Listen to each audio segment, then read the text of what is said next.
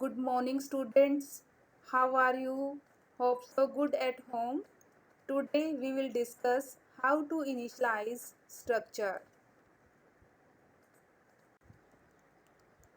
चलिए शुरू करते हैं। अभी तक हमने वेरिएबल को इनिशियलाइज कराने के लिए वेरिएबल की डिक्लेरेशन के टाइम पे ही वेरिएबल में वैल्यू असाइन करा दी थी। एग्जाम्पल यहाँ पे मैंने एक इंटीजर वेरिएबल ए को डिक्लेयर भी किया है, साथ ही असाइनमेंट ऑपरेटर का यूज करके ए में इनिशियल वैल्यू दी है 10। सेम वे में हमने एरे को इनिशियलाइज कराने के लिए एरे की डिक्लेरेशन के टाइम पे ही एरे के एलिमेंट्स की वैल्यू स्पेसिफाई की थी। फॉर एग्जाम्पल यहाँ पे मैंने एक एरे क्रिएट की है जिसमें मैंने 3 एलिमेंट्स लिए हैं और तीनों एलिमेंट्स की वैल्यू कर्ली ब्रेसेस का यूज करके स्पेसिफाई कर दी है, बट स्ट्रक्चर के मेंबर्स को स्ट्रक्चर की डिक्लेरेशन के टाइम पे इनिशियलाइज नहीं करा सकते हैं। फॉर एग्जाम्पल यहाँ पे मैंने एक स्टूडेंट स्ट्रक्चर क्रिएट किया है जिसमें 3 फील्ड ली है। फर्स्ट फील्ड है नेम, सेकंड फील्ड है रोल, थर्ड फील्ड है मार्क्स। अगर हम स्टूडेंट स्ट्रक्चर की डिक्लेरेशन के टाइम पे ही नेम फील्ड में, रोल फील्ड में एंड मार्क्स फील्ड में वैल्यू इनिशियलाइज करा देते हैं तो इस प्रोग्राम में कंपाइलेशन एरर आएगा, क्योंकि स्ट्रक्चर को तब तक मेमोरी नहीं मिलती है जब तक उसका वेरिएबल क्रिएट नहीं किया जाता है। इसीलिए स्ट्रक्चर की डिक्लेरेशन के टाइम पे स्ट्रक्चर के मेंबर्स को इनिशियलाइज भी नहीं करा सकते हैं। अब हम जानेंगे कि स्ट्रक्चर के मेंबर्स को कैसे इनिशियलाइज कराया जाता है। स्ट्रक्चर के मेंबर्स को इनिशियलाइज कराने के लिए हम सबसे पहले स्ट्रक्चर के वेरिएबल्स डिक्लेयर करेंगे और जिस टाइम पे आप स्ट्रक्चर के वेरिएबल्स डिक्लेयर करोगे उसी टाइम पे मेंबर्स को वैल्यू इनिशियलाइज कराओगे। फॉर एग्जाम्पल यहाँ पे मैंने एक स्टूडेंट स्ट्रक्चर क्रिएट किया है। जब मैंने स्टूडेंट स्ट्रक्चर क्रिएट किया उसी टाइम पे स्टूडेंट स्ट्रक्चर के 2 वेरिएबल डिक्लेयर कर लिए हैं। फर्स्ट वेरिएबल है std1 एंड सेकंड वेरिएबल है std2। std1 वेरिएबल के सभी मेंबर्स को वैल्यू इनिशियलाइज कराने के लिए असाइनमेंट ऑपरेटर का यूज किया है। देन कर्ली ब्रेसेस के अंदर तीनों एलिमेंट्स की वैल्यू स्पेसिफाई कर दी है। यहाँ पे std1 के नेम फील्ड की वैल्यू है प्रीतेश, std1 के सेकंड फील्ड की वैल्यू है 67, std1 की थर्ड फील्ड मींस मार्क्स की वैल्यू है 78.3 और तीनों वैल्यूज को सेपरेट करने के लिए कोमा ऑपरेटर का यूज किया है। लास्ट में हमने क्लोजिंग ब्रेसेस यूज की है इनिशियलाइजेशन को क्लोज करने के लिए, देन हमने सेमीकोलन लगाया है। इसी तरीके से हम std2 वेरिएबल के सभी मेंबर्स को वैल्यू इनिशियलाइज करा सकते हैं। अब हम जानेंगे कि स्ट्रक्चर के मेंबर्स को मेन फंक्शन में कैसे इनिशियलाइज कराएंगे। ये हम लास्ट लेक्चर में भी डिस्कस कर चुके हैं कि स्ट्रक्चर के वेरिएबल्स हम मेन फंक्शन की बॉडी में भी डिक्लेयर कर सकते हैं। इसीलिए इस एग्जाम्पल में मैंने एक स्टूडेंट स्ट्रक्चर डिक्लेयर किया है, देन स्टूडेंट स्ट्रक्चर के वेरिएबल्स मैंने मेन फंक्शन की बॉडी में डिक्लेयर किए हैं और मेन फंक्शन की बॉडी में स्टूडेंट स्ट्रक्चर के वेरिएबल्स डिक्लेयर करने के लिए सबसे पहले हम स्ट्रक्ट कीवर्ड का यूज करेंगे, देन हम अपने स्ट्रक्चर का नेम स्टूडेंट का यूज करेंगे, देन हम वेरिएबल का नेम स्पेसिफाई करेंगे। यहाँ पे हमने स्टूडेंट स्ट्रक्चर के फर्स्ट वेरिएबल का नेम लिया है std1 एंड स्टूडेंट स्ट्रक्चर के सेकंड वेरिएबल का नेम लिया है std2 और हम यहाँ पे भी असाइनमेंट ऑपरेटर का यूज करके देन हम कर्ली ब्रेसेस में तीनों एलिमेंट्स की वैल्यू स्पेसिफाई कर देंगे। तीनों एलिमेंट्स की वैल्यू को सेपरेट करने के लिए हम कोमा ऑपरेटर का यूज करेंगे। यहाँ पर भी std1 के फर्स्ट फील्ड की वैल्यू मींस नेम फील्ड की वैल्यू है प्रीतेश, std1 के सेकंड फील्ड की वैल्यू मींस रोल की वैल्यू है 67, std1 के थर्ड फील्ड की वैल्यू मींस मार्क्स फील्ड की वैल्यू है 78.3। अभी तक हमने स्ट्रक्चर के सभी मेंबर्स को इनिशियलाइज कराया है। अब हम जानेंगे कि स्ट्रक्चर के पर्टिकुलर मेंबर्स को कैसे इनिशियलाइज कराया जाता है। यहाँ पे मैंने एग्जाम्पल में फिर से एक स्ट्रक्चर स्टूडेंट लिया है, जिसके अंडर मैंने 3 फील्ड्स डिक्लेयर की है। जब स्टूडेंट स्ट्रक्चर को डिक्लेयर किया, उसी टाइम पे std1 एक वेरिएबल क्रिएट किया है।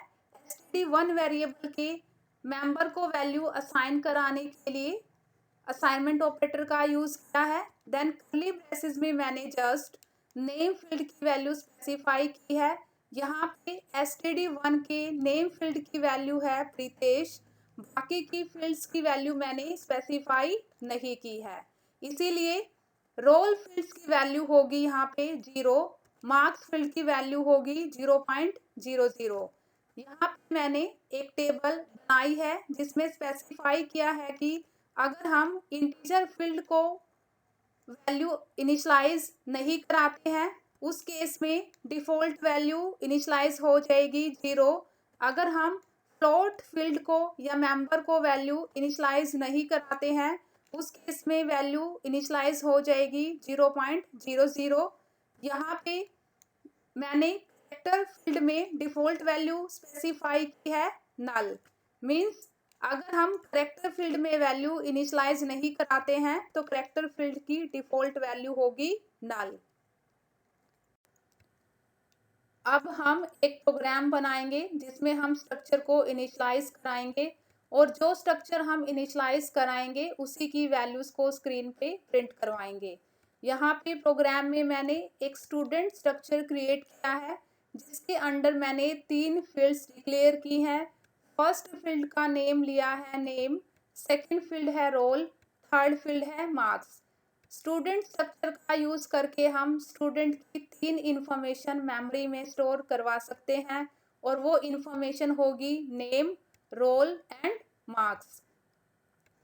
स्टूडेंट स्ट्रक्चर के वेरिएबल्स हमने मेन फंक्शन की बॉडी में डिक्लेयर किए हैं, और जब मेन फंक्शन की बॉडी में स्टूडेंट स्ट्रक्चर के वेरिएबल डिक्लेयर किए, उसी टाइम पे हमने असाइनमेंट ऑपरेटर का यूज करके एंड कर्ली ब्रेसेस में वेरिएबल्स के सभी मेंबर्स की वैल्यू स्पेसिफाई कर दी है।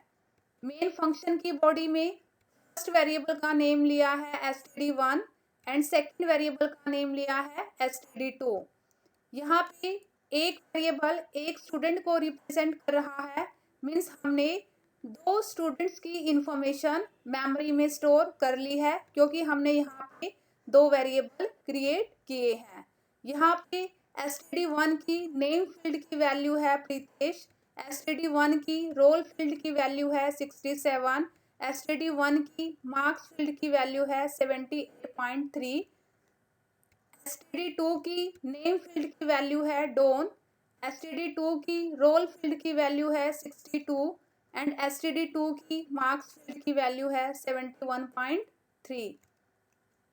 अब हमने जो 2 स्टूडेंट्स की डिटेल मेमोरी में स्टोर की है, उस इंफॉर्मेशन को हम स्क्रीन पे डिस्प्ले कराएंगे।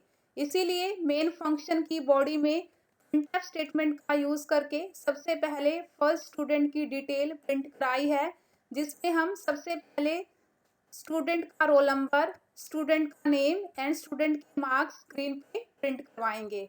और हमें ये भी पता है वेरिएबल के थ्रू पर्टिकुलर फील्ड की वैल्यू को एक्सेस करने के लिए हम डॉट ऑपरेटर का यूज करेंगे। इसीलिए std1 की रोल फील्ड की वैल्यू को एक्सेस करने के लिए हम लिखेंगे std1 dot roll, and std1 की नेम फील्ड की वैल्यू को एक्सेस करने के लिए लिखेंगे std1 dot name, and std1 की मार्क्स फील्ड की वैल्यू को एक्सेस करने के लिए लिखेंगे std1 डॉट मार्क्स। इस प्रिंट स्टेटमेंट में हमने फर्स्ट स्टूडेंट की डिटेल्स स्क्रीन पे प्रिंट कराई है, जिसमें हमने std1 वेरिएबल का यूज किया है। अब हम स्क्रीन पे सेकंड स्टूडेंट की डिटेल प्रिंट कराएंगे, जिसमें हम std2 वेरिएबल का यूज करेंगे इंफॉर्मेशन को डिस्प्ले करने के लिए, और std2 की सभी फील्ड्स की वैल्यू स्क्रीन पे दिखाएंगे। सबसे पहले हम std2 की रोल फील्ड की वैल्यू दिखाएंगे, देन हम std2 की नेम फील्ड की वैल्यू दिखाएंगे, देन हम std2 की मार्क्स फील्ड की वैल्यू दिखाएंगे। जब हम इस प्रोग्राम को रन करेंगे तो हमारी स्क्रीन पे मैसेज आएगा details of first student is. इसके बाद नेक्स्ट मैसेज आएगा roll number 67, name Pritesh, marks 78.3। Next message आएगा details of second student is. Next message में रोल नंबर डिस्प्ले होगा 62, नेम फील्ड की वैल्यू डिस्प्ले होगी डॉन, मार्क्स फील्ड की वैल्यू डिस्प्ले होगी 71.3। Thank you so much.